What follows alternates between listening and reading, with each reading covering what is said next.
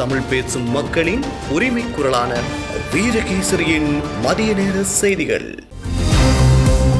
வாசிப்பது எம்.சிகா ரவி, செய்தியாசிரியர் எஸ். லோகேஸ்வரன். முதலில் தலைப்புச் செய்திகள். பல்வேறு கொண்டாட்டங்களுடன் சிறப்பாக வரவேற்கப்பட்டது 2026 புத்தாண்டு. டிட்வா மீட்பு மறுவாழ்வுக்கு பிரதமர் தலைமையிலான பணிக்குழு நியமனம். ஆரம்பகட்ட பணிகள் இம்மாதம்.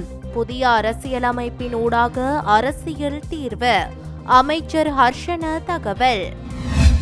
மாகாண சபை தேர்தலை நடத்த விசேட குழு சபைக்கு வருகிறது பிரேரணை. அமெரிக்க நகரங்களில் இருந்து தேசிய பாதுகாப்பு படை வீரர்களை மீளப்பெற்றார் ட்ரம்ப்.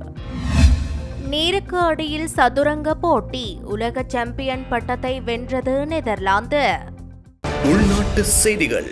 கிரிகோரியன் நாட்காட்டியை பின்பற்றும் பெரும்பாலான நாடுகளில் இன்றைய தினம் ஆங்கில புத்தாண்டை வரவேற்கும் கொண்டாட்டங்கள் சிறப்பாக நடைபெற்று வருகின்றன.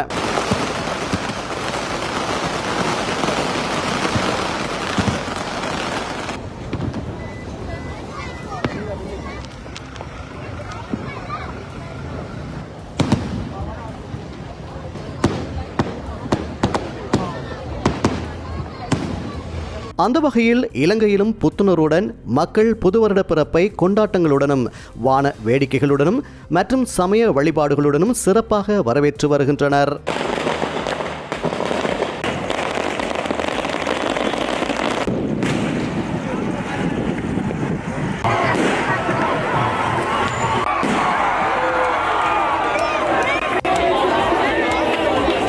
அதன்படி நாடளாவிய ரீதியில் உள்ள சர்வமத வணக்கஸ்தலங்களில் புத்தாண்டை முன்னிட்டு விசேட வழிபாடுகள் இடம்பெற்றன.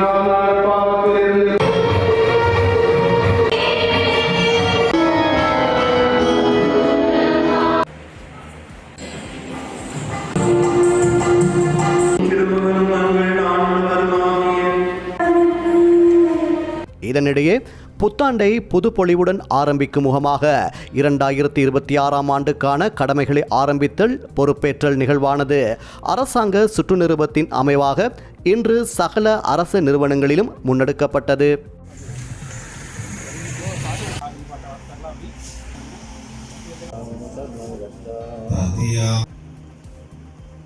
சுவீர் சபைக்கு புத்தாண்டில் இவ்வாறு தடம் பதிக்கின்றது.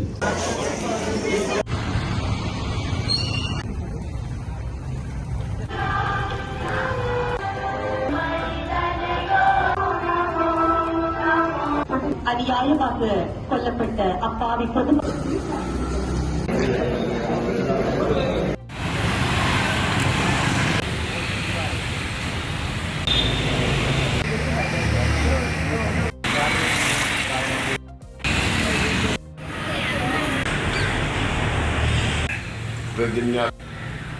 இதேவேளை பிறந்துள்ள புத்தாண்டை புத்துணர்ச்சியுடன் வரவேற்கும் நிகழ்வு கொழும்பு கிராண்ட் பாஸில் அமைந்துள்ள வீரகேசரியின் அலுவலகத்தில் எக்ஸ்பிரஸ் நியூஸ் பேப்பர்ஸ் நிறுவனத்தின் முகாமைத்துவ பணிப்பாளர் குமார் நடேசன், பிரதம நிறைவேற்று அதிகாரி செந்தில்நாதன் உட்பட சிரேஷ்ட கனிஷ்ட முகாமையாளர்கள் மற்றும் ஊழியர்களின் பங்கு பற்றலுடன் மிகவும் சிறப்பாக இன்று இடம்பெற்றது.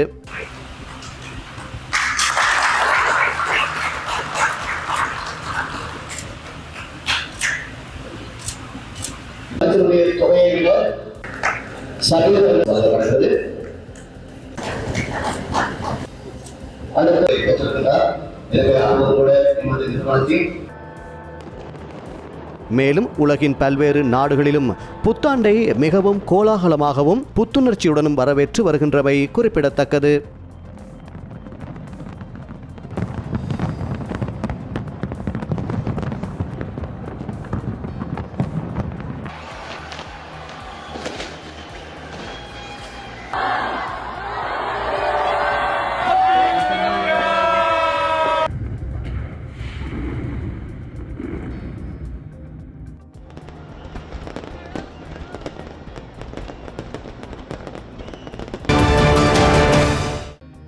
டிட்வா சூறாவளியால் பாதிக்கப்பட்ட பகுதிகளில் மறுவாழ்வு, மீட்பு மற்றும் மறுகட்டமைப்பு முயற்சிகளை மேற்பார்வையிடும் ஜனாதிபதி பணிக்குழுவை நிறுவுவதற்கான விசேட வர்த்தமானியை ஜனாதிபதி அனுரகுமார திசாநாயக்க வெளியிட்டுள்ளார்.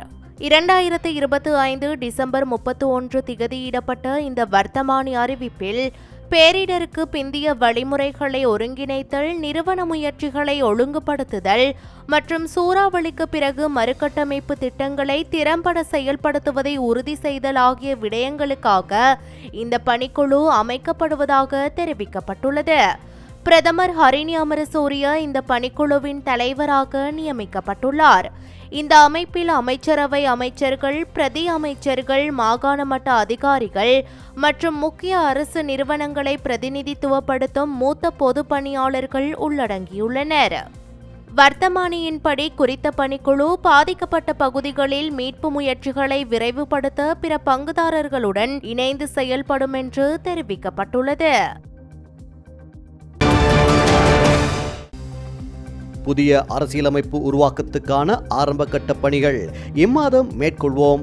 நாட்டில் புரையோடி போயுள்ள இனப்பிரச்சினைக்கு புதிய அரசியலமைப்பினூடாக தீர்வு முன்வைக்கப்படும் என நீதி மற்றும் தேசிய ஒருமைப்பாட்டு அமைச்சர் ஹர்ஷன நாணயக்கார தெரிவித்தார். புதிய அரசியலமைப்பு உருவாக்கம் குறித்து வினவிய போதே அவர் இதனை தெரிவித்தார். பயங்கரவாத தடை சட்டத்தை நீக்கி உலகளாவிய ரீதியில் ஏற்றுக்கொள்ளப்பட்ட ஜனநாயக அம்சங்கள் மற்றும் மனித உரிமைகளை உள்ளடக்கிய வகையில் புதிய சட்டம் ஒன்றை இயற்றுவோம் என்று மக்களுக்கு வாக்குறுதி அளித்தோம்.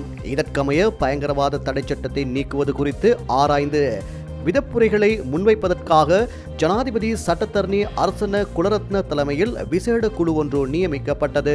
கடந்த அரசாங்கம் தயாரித்த பயங்கரவாத எதிர்ப்பு சட்ட மூலம் தொடர்பில் உயர்நீதிமன்றம் வழங்கிய அறிவுறுத்தல்கள், தேசிய மற்றும் சர்வதேச மட்டத்திலிருந்து பெற்றுக்கொள்ளப்பட்ட ஆலோசனைகள், புதிய சட்டத்தில் மக்களின் அடிப்படை உரிமைகள் மற்றும் பாதுகாப்பு தொடர்புடைய விடயங்கள் குறித்து விசேட கவனம் செலுத்தப்படும். சகல விடயங்களுக்கும் குறைபாடுகளை மாத்திரம் முன்வைத்துக் கொண்டிருந்தால் எந்த பிரச்சனைகளுக்கும் தீர்வு காண முடியாது. அதேபோல் நிறைவேற்று அதிகாரமிக்க ஜனாதிபதி முறைமையை ரத்து செய்ய வேண்டும். புதிய அரசியலமைப்பு ஒன்றை உருவாக்க வேண்டும் என்று தொடர்ச்சியாக குறிப்பிடப்படுகிறது.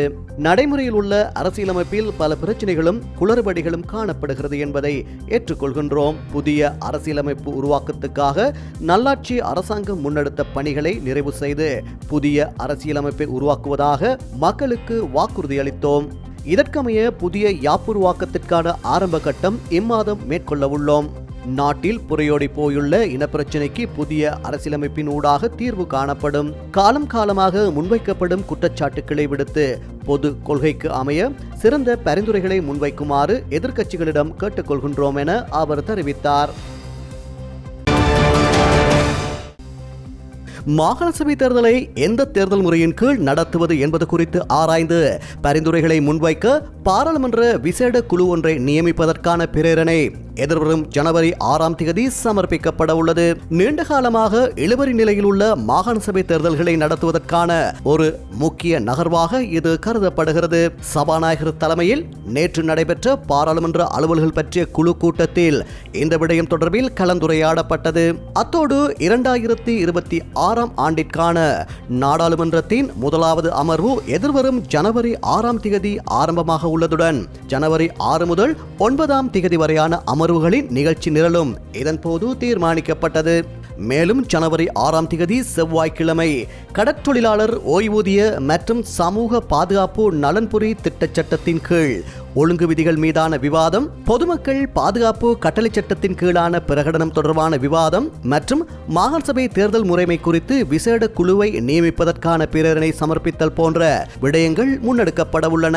ஜனவரி 7ஆம் தேதி புதன்கிழமை கொழும்பு துறைமுக நகர பொருளாதார ஆணைக்குழு திருத்தச் சட்டமூலம் மீதான 2ஆம் மதிப்பீட்டு விவாதம் இடம்பெறவுள்ளது. அதனையடுத்து அத்தியாவசிய பொது சேவைகள் சட்டத்தின் கீழ் தீர்மானம் விவாதமின்றி அங்கீகரிக்கப்பட உள்ளது. அத்தோடு ஜனவரி 8ஆம் தேதி வியாழக்கிழமை மோட்டார் வாகன சட்டத்தின் கீழ் வெளியிடப்பட்டுள்ள 2 புதிய ஒழுங்கு விதிகள் மீதான விவாதம் நடைபெற உள்ளது. அதனையடுத்து ஜனவரி 9ஆம் தேதி வெள்ளிக்கிழமை கடை மற்றும் அலுவலக ஊழியர்களின் ஊழியத்தையும் வேதனத்தையும் ஒழுங்குபடுத்தல் சட்டத்தின் கீழான ஒழுங்கு விதிகள் மீதான விவாதம் இடம்பெற உள்ளமை குறிப்பிடத்தக்கது. கிழக்கு, மத்திய, வடமத்திய மற்றும் உவா மாகாணங்களில் அவ்வப்போது மழையோ அல்லது இடியுடன் கூடிய மழையோ பெய்யக்கூடும் என வளிமண்டலவியல் திணைக்களம் எதிர்வு கூறியுள்ளது. மத்திய மற்றும் உவா மாகாணங்களிலும் மட்டக்களப்பு மற்றும் அம்பாறை மாவட்டங்களிலும் சில இடங்களில் 75 மில்லிமீட்டர் அளவிலான ஓரளவு பலத்த மழை பெய்யக்கூடும் என அந்த திணைக்களம் வெளியிட்டுள்ள வானிலை முன்னறிவிப்பில் தெரிவிக்கப்பட்டுள்ளது. வடக்கு மற்றும் வடமேல் மாகாணங்களில் பல தடவைகள் மழை பெய்யக்கூடும். நாட்டின் ஏனைய பகுதிகளில் மாலை வேளையில் ஆங்காங்கே மழையோ அல்லது இடியுடன் கூடிய மழையோ பெய்யக்கூடும். சப்ரகமுவ மற்றும் மத்திய மாகாணங்களிலும் காலி மற்றும் மாத்தறை மாவட்டங்களிலும் சில இடங்களில் அதிகாலை வேளையில் பனிமூட்டமான நிலை காணப்படலாம். இடியுடன் கூடிய மழை பெய்யும் வேளைகளில் தற்காலிகமாக பலத்த காற்று வீசக்கூடும் என்பதோடு மின்னல் தாக்கங்களினால் ஏற்படக்கூடிய பாதிப்புகளை குறைத்துக் கொள்ள தேவையான முன்னெச்சரிக்கை நடவடிக்கைகளை மேற்கொள்ளுமாறு வளிமண்டலவியல் திணைக்களம் பொதுமக்களை அறிவுறுத்தியுள்ளது. வெளிநாட்டு செய்திகள். அமெரிக்காவின் சிகாகோ மற்றும் லாஸ் ஏஞ்சல்ஸ் உள்ளிட்ட முக்கிய நகரங்களில் நிலைநிறுத்தப்பட்டிருந்த தேசிய பாதுகாப்பு படை வீரர்களை மீளப் பெறுவதாக ஜனாதிபதி டொனால்ட் ட்ரம்ப் அறிவித்துள்ளார். உள்நாட்டு பாதுகாப்பு பணிகளில் வீரர்களை பயன்படுத்துவதற்கு ஜனாதிபதிக்கு இருக்கும் அதிகாரத்தை உயர்நீதிமன்றம் கட்டுப்படுத்தியதை தொடர்ந்து இந்த முடிவு எடுக்கப்பட்டுள்ளது. ஜனநாயக கட்சியினர் ஆளும் நகரங்களில் குற்றங்களை கட்டுப்படுத்தவும் சட்டவிரோத குடியேற்றத்தை தடுக்கவும் தேசிய பாதுகாப்பு படை வீரர்களை ட்ரம்ப் நிலைநிறுத்தினார். வழக்கமாக மாநில ஆளுநர்களின் கட்டுப்பாட்டில் இருக்கும் இந்த வீரர்களை ஜனாதிபதி தனது அதிகாரத்தின் கீழ் கொண்டு வந்தது பெரும் சட்ட போராட்டங்களுக்கு வழிவகுத்தது. கடந்த வாரம் இது தொடர்பான வழக்கை விசாரித்த அமெரிக்க உயர்நீதிமன்றம் சிகாகோவில் உள்நாட்டு சட்ட அமலாக்க பணிகளுக்காக தேசிய பாதுகாப்பு படை பயன்படுத்த ஜனாதிபதிக்கு அதிகாரம் இல்லை என தீர்ப்பளித்தது. இதனைத் தொடர்ந்து லாஸ் ஏஞ்சல்ஸ் நகரிலும் வீரர்களை தனது கட்டுப்பாட்டில் வைத்திருக்கும் சட்ட முயற்சியை ட்ரம்ப் நிர்வாகம் நேற்று மீளப் பெற்றது. தனது ட்ரூத் சோஷியல் தளத்தில் இது குறித்து பதிவிட்டுள்ள டொனால்ட் ட்ரம்ப், உயர்நீதிமன்ற தீர்ப்பால் தற்போது வீரர்களை திரும்பப் பெறுகிறோம். ஆனால் நகரங்களில் மீண்டும் குற்றங்கள் அதிகரிக்கும் போது நாங்கள் இன்னும் மாறுபட்ட மற்றும் வலிமையான வடிவத்தில் மீண்டும் வருவோம் என தெரிவித்துள்ளார். ட்ரம்பின் இந்த அறிவிப்பை ஜனநாயக கட்சி தலைவர்கள் வரவேற்றுள்ளனர். தற்போது சிகாகோ, போர்ட்லாந்து மற்றும் லாஸ் ஏஞ்சல்ஸ் நகரங்களில் இருந்து தேசிய பாதுகாப்பு படை வீரர்கள் வெளியேறினாலும் தலைநகர் வாஷிங்டன் மற்றும் போலீஸ் பணிகளுக்கு உதவியாக தேசிய பாதுகாப்பு படை வீரர்கள் தொடர்ந்து ரோந்து பணியில் ஈடுபட்டு வருகின்றனர் என்பதும் குறிப்பிடத்தக்கது. வெளிநாட்டு செய்திகள்.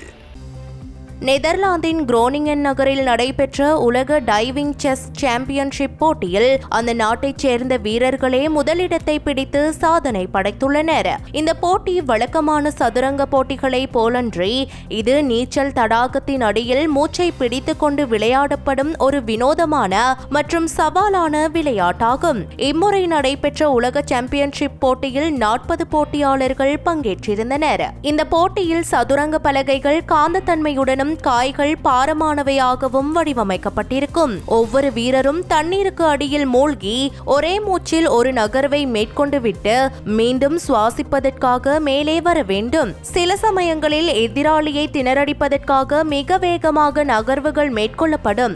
இது வீரர்களின் நிதானத்தையும் மூச்சை கட்டுப்படுத்தும் திறனையும் ஒரே நேரத்தில் சோதிக்கும் என தெரிவிக்கப்படுகின்றது. குறித்த போட்டியில் நெதர்லாந்தின் முன்னாள் சாம்பியனான ஜியோன் காலன் ஆண்கள் பிரிவில் உலக சாம்பியன் சாம்பியன் பட்டத்தை வென்றார். நெதர்லாந்தைச் சேர்ந்த 17 வயதான ஜோசபின் டேமன் பெண்கள் பிரிவில் உலக சாம்பியனாக முடிசூட்டப்பட்டார். இந்த டைவிங் செஸ் விளையாட்டானது அமெரிக்க சதுரங்க வீரரான ஏடன் இல்ஃபெல்ட் என்பவரால் உருவாக்கப்பட்டது.